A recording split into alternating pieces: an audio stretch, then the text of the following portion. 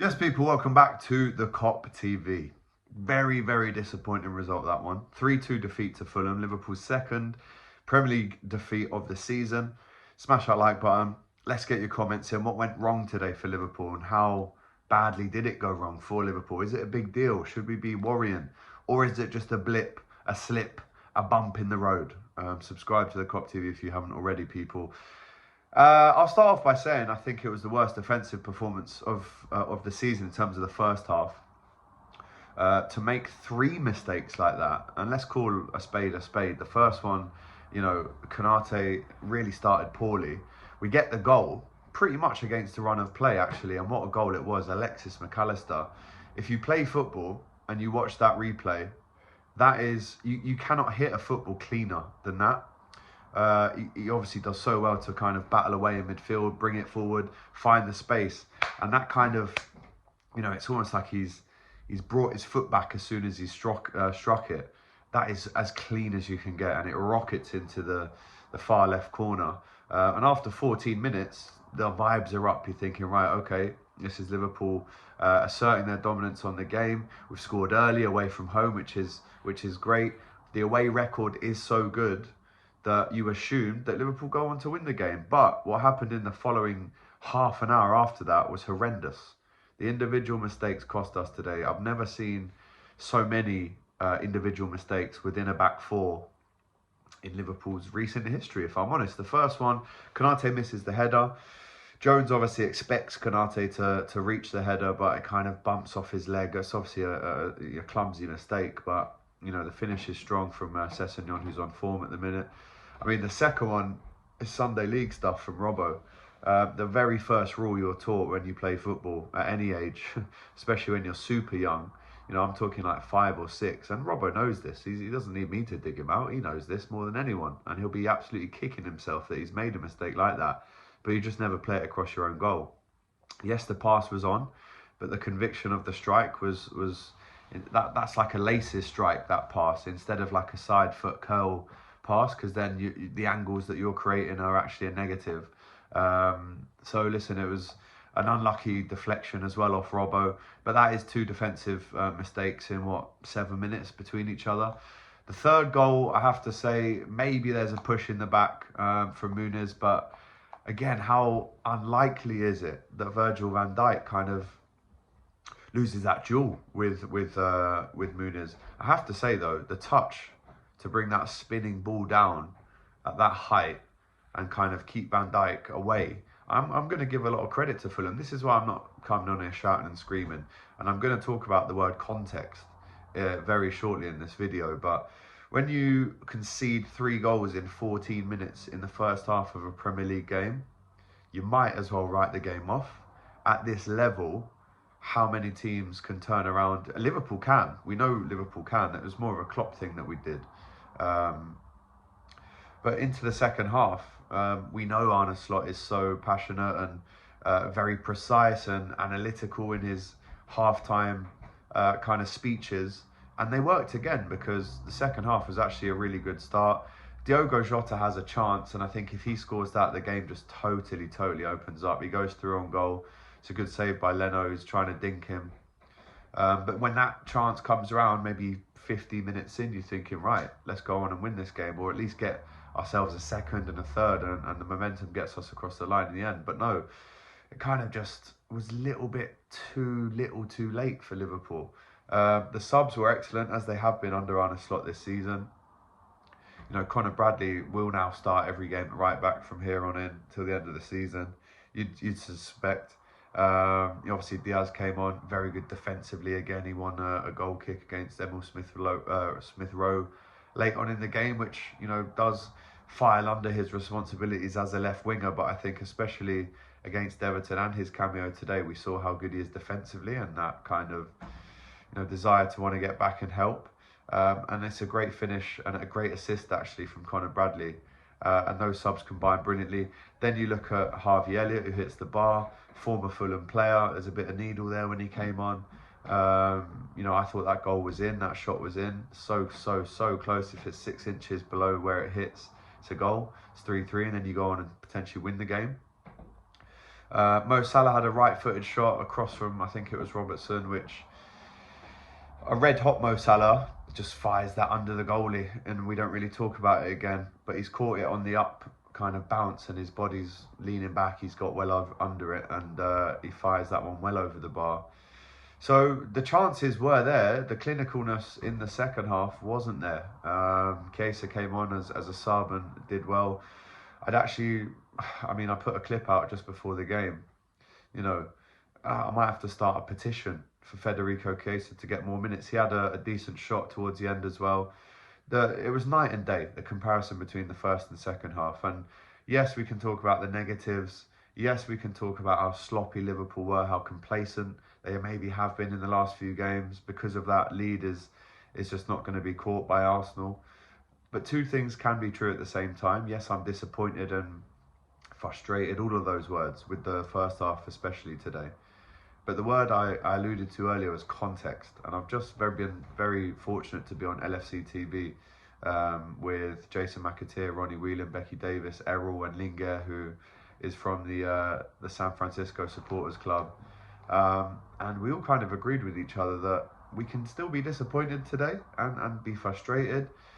There's not many systematical failings here. It is just 3 sloppy errors, in my opinion, today. That's, it's very rare that we do that.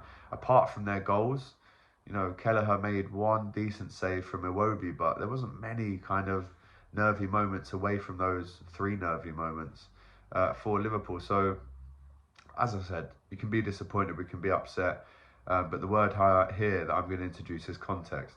If someone said at the start of the season to you that Liverpool wouldn't lose a home game apart from one, and they wouldn't lose an away game apart from one this season, as we approach, or just our Grand National weekend, the first weekend of April, of course everyone takes that.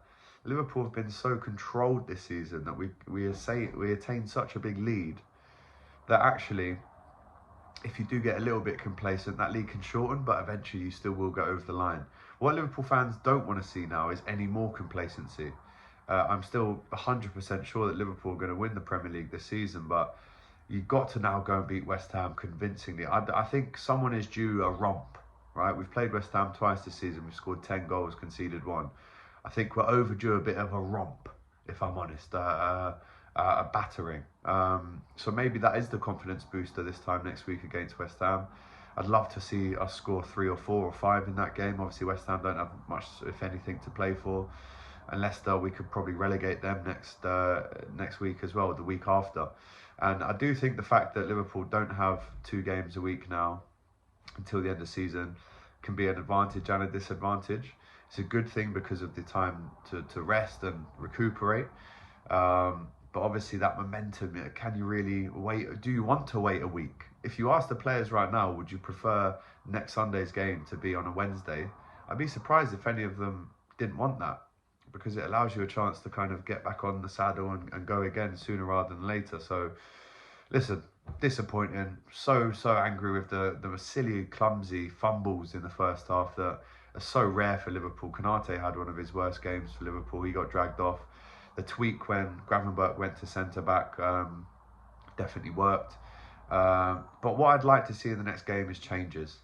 We are running on empty here a little bit, especially in the midfield. Yes, Maka scored his great finish, but Gravenberch and Szoboszlai in the last, I'm going to say month maybe, have just kind of teetered on the side of the petrol tank is running out on empty there. So is it a madness to start Harvey Elliott in the next game? I certainly don't think so. Could we start Endo in the next game? Would we like to see Chiesa in the next game? These are all questions that I'd love to know the answers to, but because Arne Slot has only primarily really used 14, 15 players, under Jurgen Klopp, we'd say, yeah, he's definitely going to change it. But under Arne Slot, I'd love him to, but from the sample so far that we've seen, which is now 30 games in the Prem, kind of keeps that first 11. Obviously injuries have hampered us a little bit, with Trent being out, with Bradley being out, with Ali being out.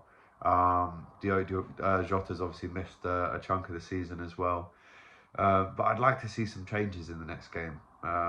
So one thing I wanted to also talk about was Alisson. obviously that concussion, the protocols that you have to follow around that, we are talking about 2.5 weeks since he got that concussion.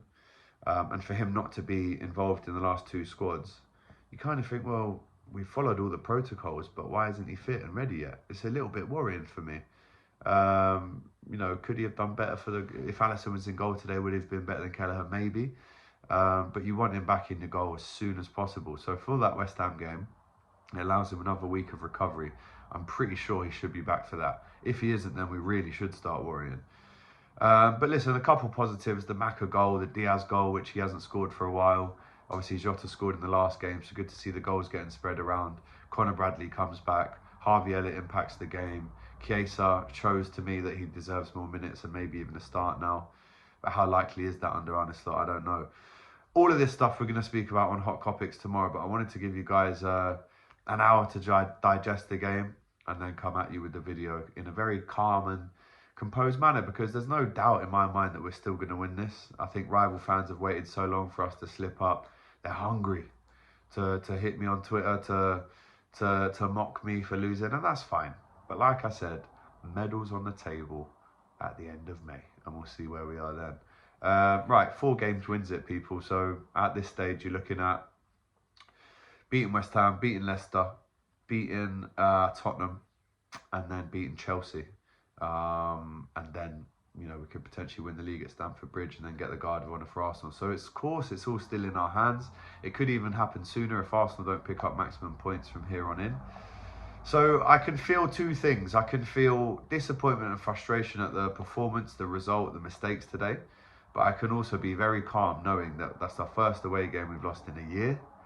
And we might lose another one from here on in until the end of the season. But we're still going to win the Premier League. Whether you like it or not, rival fan or not, we're still going to win the Premier League. So that's why I'm a little bit more calm. But again, those 3 mistakes will not happen again in the same 14 minutes in a half. So man of the match for me, very difficult to choose one. If I'm frank, Mo Salah went missing again. He needs a big boost. I'd love him to score a couple against West Ham. But man of the match, difficult to be honest. It's difficult to pick one out.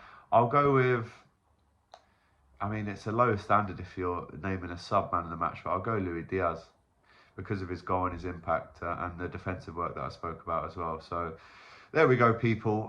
Don't forget, Hot Topics back tomorrow. That will be dropping around about 10:45 tomorrow morning. We'll dissect it, the game, and look forward to the game on Wednesday. The only winner this weekend that I've got is old Nick, what's his name? Nick Rocket in the Grand National yesterday. So I won there, but I didn't win today. But it is what it is. Frustration, disappointment. Let me know how you feel in the chat right now. Let's get your comments flooded in that chat. Where did Liverpool go wrong? Are you worried? Are you looking ahead thinking, are we going to throw this away now? Even though you shouldn't be. But let us know in the chat right now what you're thinking. Subscribe, smash the like button, and we'll see you tomorrow. Take care.